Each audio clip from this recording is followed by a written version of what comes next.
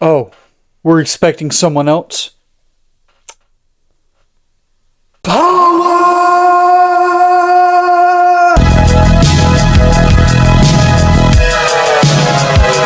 What is happening, you wonderful people? So earlier I got a chance to go see Masters of the Universe, and in this film we follow Prince Adam, who was sent to Earth at age 10 to hide after Skeletor invaded Eternia.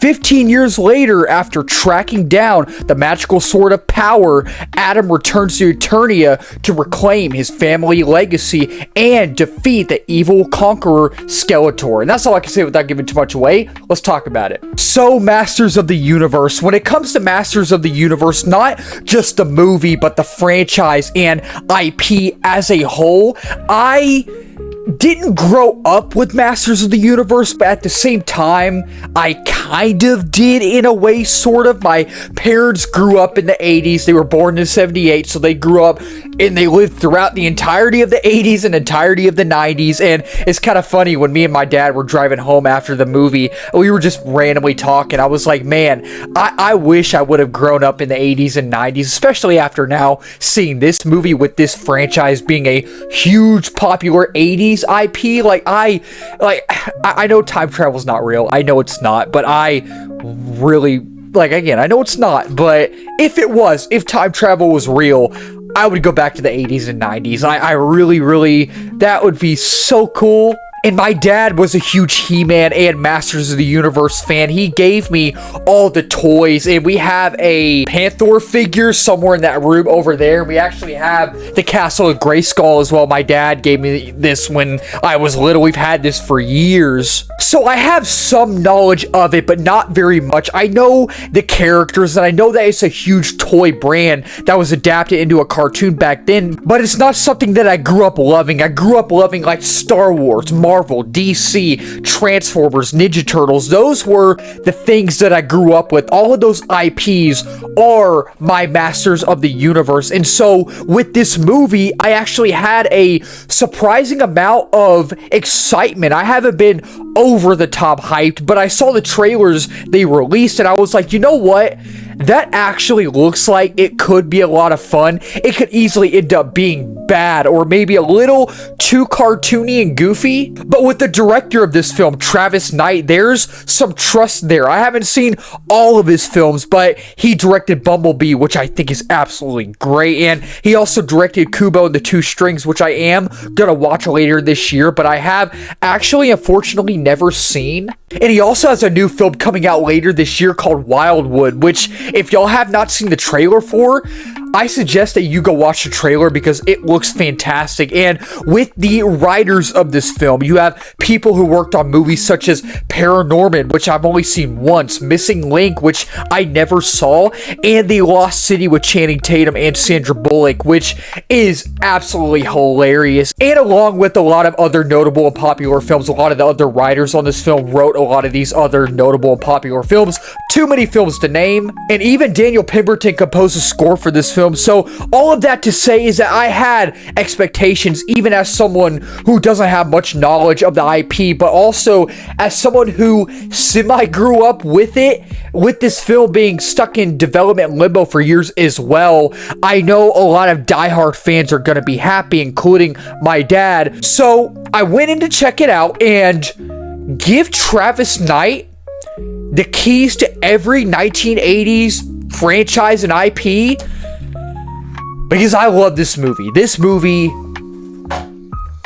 is freaking awesome. So if you're new to my channel, or if you've been following my channel for a while, you know that I like to talk about my positives first, then my negatives next. But even when I need to be negative, I will be positive. Even when I need to be positive, I will be negative as well. And overall, with Masters of the Universe, I had an absolute ball with this film. It's not perfect, but as a casual He-Man fan, as someone who didn't fully grow up with this franchise or property, I walked out absolutely stunned. Right from the beginning, I was hooked. I had the biggest dumb grin on my face, and I honestly felt like a kid again, funny enough. I felt locked in, and I felt like I was transported into just this world, and some robot or some person was taking me on a journey throughout this story, and I was so engrossed with the characters, the story, the action, the score, and even the sound design. And with the score, Daniel Pemberton composed it, and let the man compose the score for every single movie. He's a freaking genius. He added this He-Man like guitar theme in the movie that absolutely boomed at every moment, and it would pierce your ears with the most energetic music almost ever. The action was epic and fast-paced, but not in a rushed way. It felt grand, big, violent, and it felt like it had weight and sometimes emotional weight. And the sound design was absolutely fantastic. Whether it was Skeletor clicking his teeth or Adam becoming He-Man, you felt like you were there, and it gave me chills. And all of our characters in here were great. Some shine more than others, and I would have liked to spend more time with some other characters, but I thought that Nicholas Galitzine was awesome as He-Man. Like, whether it's his stature, the aura, or his empathy. Like, he was literally He-Man ripped straight out of a toy box or the TV show. Teela and Man-at-Arms were both really good. Teela had her time to shine, and Man-at-Arms also brought the aura, and some of his action scenes were so good. And Battle Cat, unfortunately, gets barely any time to shine. He mainly gets time in the third act, and Evil Lyn was kind of just there, unfortunately, as well. Nothing to really say about her, but Skeletor, you talk about aura.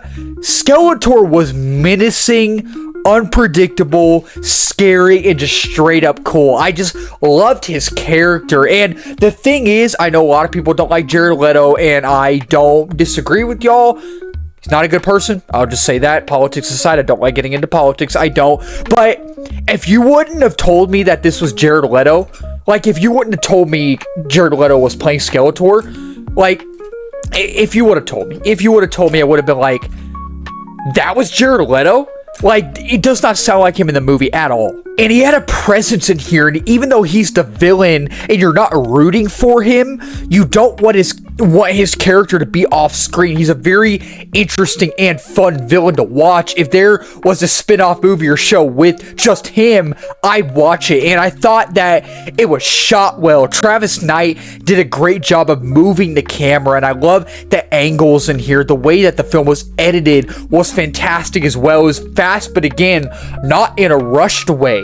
And the movie takes its time. It really does take its time with its story and with its characters, and it has enough time to breathe. It breathes well, and it builds up to each moment, and the production design is fantastic. The movie itself is very vibrant and colorful, and you even feel the stakes at times. Eternia looked great. The costumes were fantastic, and there were some legit funny moments. Some moments where I was like, that's actually funny, and that actually made me laugh. And I love how this movie is about so many things. It's about fatherhood, the father-son bond, being a man, and how you approach being a man. And it's about perseverance, striving to be the best, not giving up, and trying to accomplish that one thing or that one goal that you have. You never give up. Even when you're pushed down, you get back up on the horse or on Battle Cat. And you keep on going, you keep on pushing. But while I did enjoy the film, like I said, it's not perfect, and some of the negatives that I do have, these ones didn't take me out of the movie, but these are things that might take other people out. The movie itself is pretty slow at times. I did feel myself getting a little bored at times, not a lot, but only a few times. Whenever the action would slow down, I felt that it did start to drag at times, and I was getting a little bit antsy, and I was like, this is feeling a little bit jarring. Like, it is a little jarring, but not like fully, not all the way. And with it being slow, with it being a slow film, again, it's not like fully slow just at times. It is a slow burn film. The opening is great, and it really sets the tone for the movie and for what they were going for. It hooks you right then and there, but it does take a while for the movie to really swing fully into the He-Man aspect of it, and the goofy nature of the film.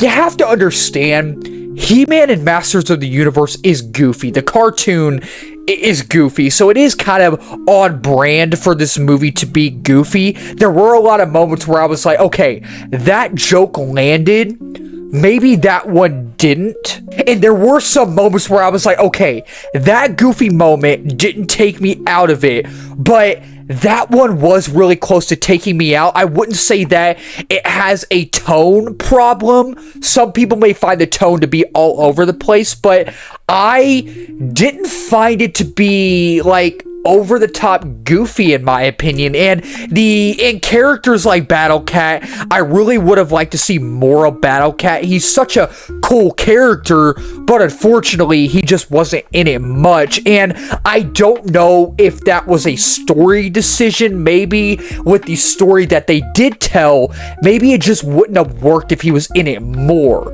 And the story as a whole, the overall narrative, you've seen this type of story before. It's nothing new. The way the story flows and the way that it's structured, the cliches and all the tropes, you've seen this story before. All the cliches and tropes are in here. You know what kind of story you're gonna get, and it doesn't do anything new. It's a great hero's journey type of story, and it is surprisingly deep in its own merit, but you know kind of how it's gonna end, and it is semi-predictable at times. But yeah, overall, with Masters of the Universe, as someone who is not the biggest fan of this IP, as someone who didn't grow up fully like engrossed in Masters of the Universe. My dad grew up in the 80s, and he kind of, you know, I kind of have some knowledge because he grew up with it, and he gave me all the toys in the Castle Grayskull, and I've had this ever since I was little. So I have some knowledge, but at the same time, I don't have much knowledge. So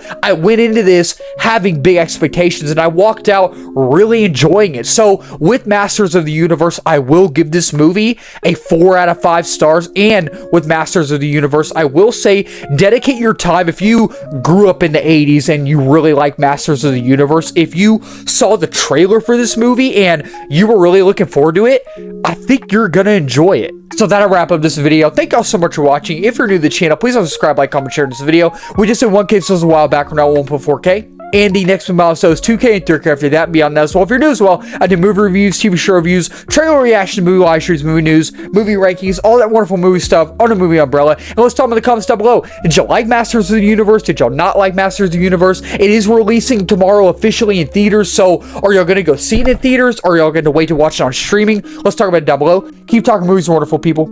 Cheers.